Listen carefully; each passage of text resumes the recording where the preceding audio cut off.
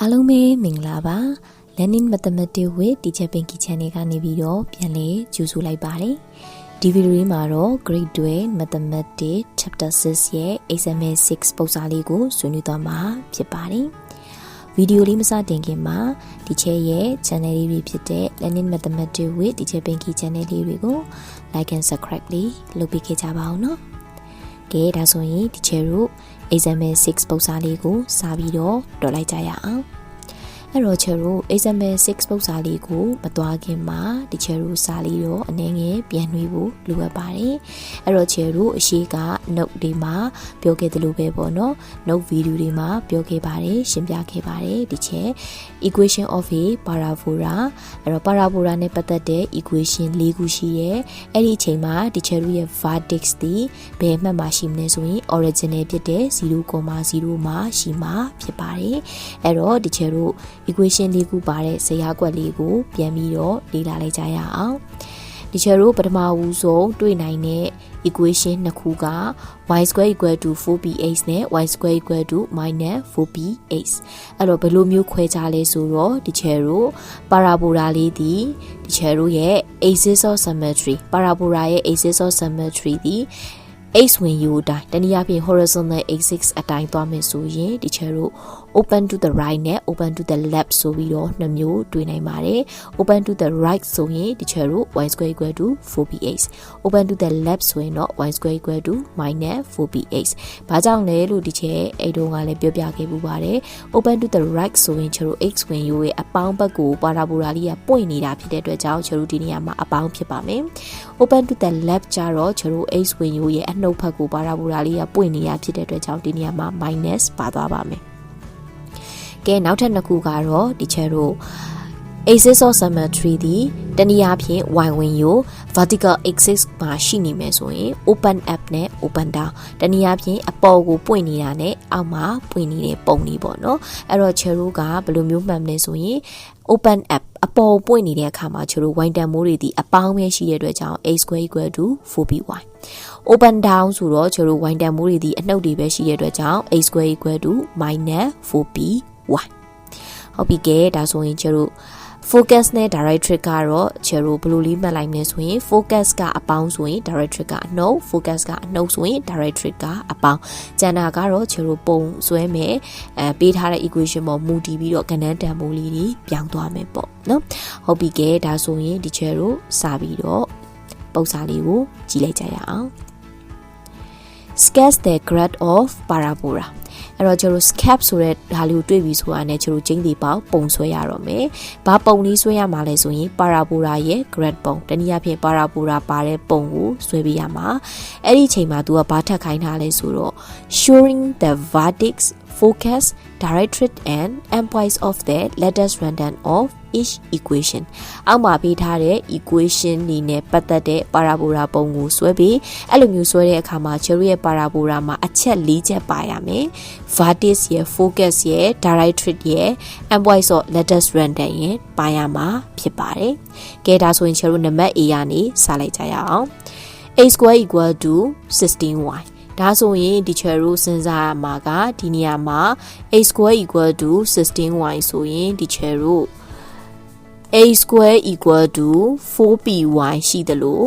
a square equal to minus 4py ရှိပါတယ်ဒီချက်တို့မှာ a square နဲ့ပတ်သက်ပြီးတော့ဒီနေရာမှာကြည့်လိုက်တော့ 16y ရဲ့ရှိရအပေါင်းဖြစ်တဲ့အတွက်ကြောင့်ချက်တို့ဘယ်သူ့ကိုပဲရွေးချယ်မလဲဆိုရင် a square equal to 4py ကိုပဲရွေးချယ်မှာဖြစ်ပါတယ်ဒါဆိုရင်ဒီချက်တို့a square y ဒါဆိုရင်16နဲ့ 4p နဲ့ညီချလိုက်ရင်ဒီချက်တို့ရဲ့ p တန်ဖိုးဒီ4ဒီဟိုဘက်ကိုသွားရင်အစားဆိုတော့ 4p equal to 16ဖြစ်တဲ့ချိန်မှာ p တန်ဖိုးဒီဘယ်လောက်ဖြစ်သွားမလဲ4ဖြစ်သွားမယ်ပေါ့နော်ဟုတ်ပြီကဲဒါဆိုရင်ဒီချက်တို့စဉ်းစားထားတာလေးတွေကိုခြာပြီးတော့ရေးလိုက်ကြရအောင် a square equal to 16y ဒါကြောင့် comparing with နိုင်ရှင်မဲ့ a square equal to 4py ဒါဆိုရင်ကျတို့စောစောကပြောခဲ့သလိုပဲ p တန်ဖိုးဒီဘယ်လောက်ဖြစ်သွားမလဲဆိုရင်4ဖြစ်သွားမယ်အဲ့တော့ 4p equal to 16လို့ရေးပြီးမှ p equal to 4လို့ရေးလဲရပါတယ်ဒီချက်တော့တန်ပြီးတော့ရေးလိုက်ပါမယ်เนาะအရင်ကလွယ်လွန်းတဲ့အတွက်ကြောင့်ဟုတ်ပြီကဲဒါဆိုရင်ဒီချက်တို့ a square ဆိုတဲ့အတွက်ကြောင့်မလို့ x ဝင် u ကို symmetric ဖြစ်မှာလား y ဝင် u ကို symmetric ဖြစ်မှာလားဆိုတော့ဒီချေတို့ y ဝင် u ကို symmetric ဖြစ်မှာပါဒါဆိုရင်ချေတို့စဉ်းစားရမှာက open up လား open down လားအဲ့ဒါဆိုရင်ချေတို့ဒီကိုလာကြည့်လိုက်ပါဒီနေရာမှာအပေါင်းဖြစ်နေတဲ့ကြောင့်ချေတို့ကျင်းသေးပါ y တန်မှုအပေါင်းရှိရဲ့နေရာပဲဖြစ်ရမှာဖြစ်တဲ့အတွက် open up ပါဒါဆိုရင်ဒီနေရာမှာ v ရှိမယ်အဲ့တော့ focus လေးကဒီနေရာမှာရှိသွားမယ်ဒါဆိုရင်ကျင်းသေးပေါက်ဒီနေရာမှာ directrix ရှိမယ်အဲ့တော့ဒီချေတို့ focus ဒီ y တန်မှုအပေါင်းနေရာမှာရှိတဲ့အတွက်ကြောင့်မလို့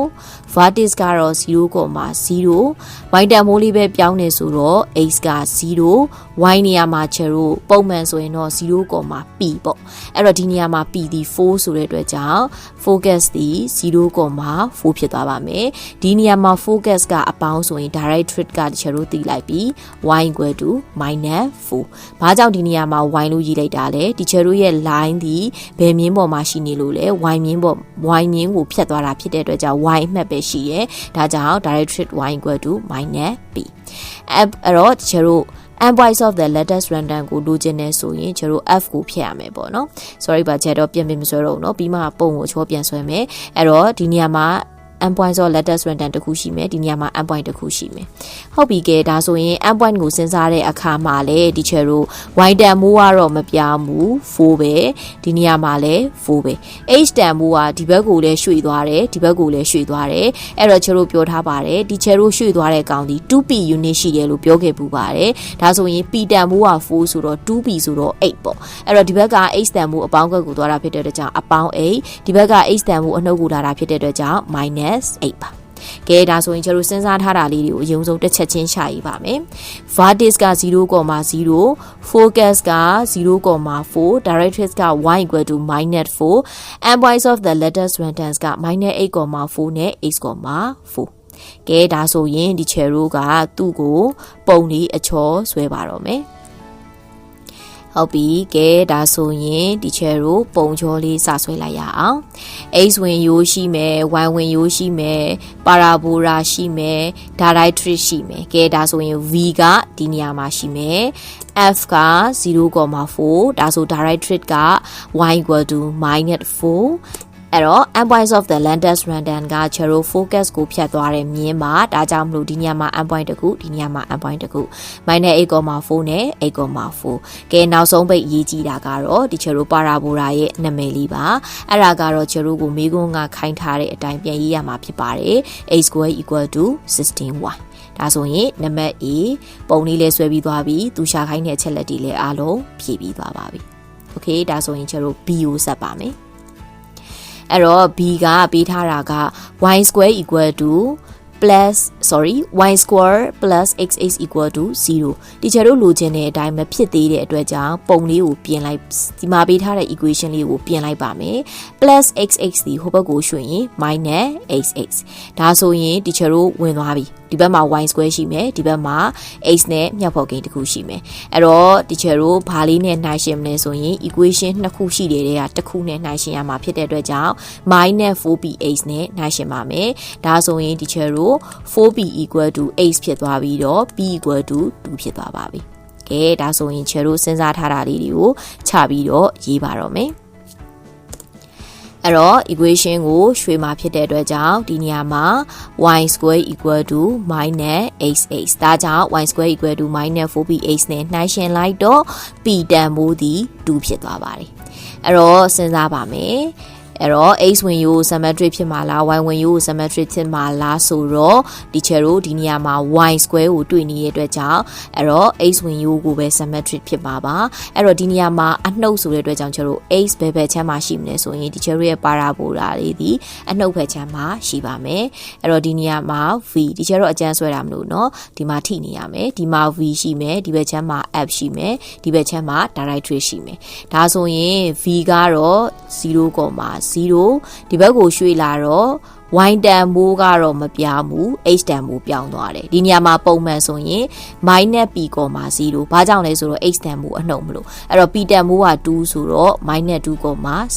ဒါဆိုရင်ဒီနေရာမှာ h တွေပဲရှိတဲ့အတွက်ကြောင့်အဲ့တော့ဒီဘက်က f ကအနှုတ်ဆိုရင်ဒီဘက်က h ကအပေါင်းဖြစ်မှာဖြစ်တဲ့အတွက်ကြောင့်သူ့ရဲ့ directrix သည် h = 2ပါကဲ n point ဆို lattice random ကိုလိုချင်တဲ့အတွက်ကြောင့် focus ကိုဖြတ်မယ်အဲ့တော့အပေါ်မှာ point တစ်ခုအောက်မှာ point တစ်ခုအဲ့တော့ဒီနေရာမှာ teacher တို့ h တန်မိုး -2 ကတော့မပြောင်းတော့ပါဘူး y တန်မိုးကအပေါ်ကို 2p တက်မယ်အောက်ကို 2p ဆင်းမယ်ဒါဆိုရင် 2p ဆိုတဲ့အတွက်ကြောင့်2နဲ့4အပေါ်က y တန်မိုးကအပေါင်းမလို့ +4 အောက်က y တန်မိုးကအနှုတ်မလို့ -4ကဲဒါဆိုရင် teacher တို့စဉ်းစားထားတာလေးတွေကိုအချောပြန်ရေးလိုက်ပါတော့မယ် vertex က 0,0 focus က -2,0 directrix က h = 2 n point ဆို lattice random က -2,-4 နဲ့ -2,4 နဲ့ကဲဒါဆိုရင် teacher တို့သူ့အတွက်ပုံလေးဆွဲလိုက်ကြရအောင်အဲ့တော့ teacher ကဒီနေရာမှာအကုန်လုံးဖြတ်လိုက်လို့เนาะ teacher ပြန်ရေးပေးတာပါကဲပုံချမ်းလေးဆွဲပါပြီ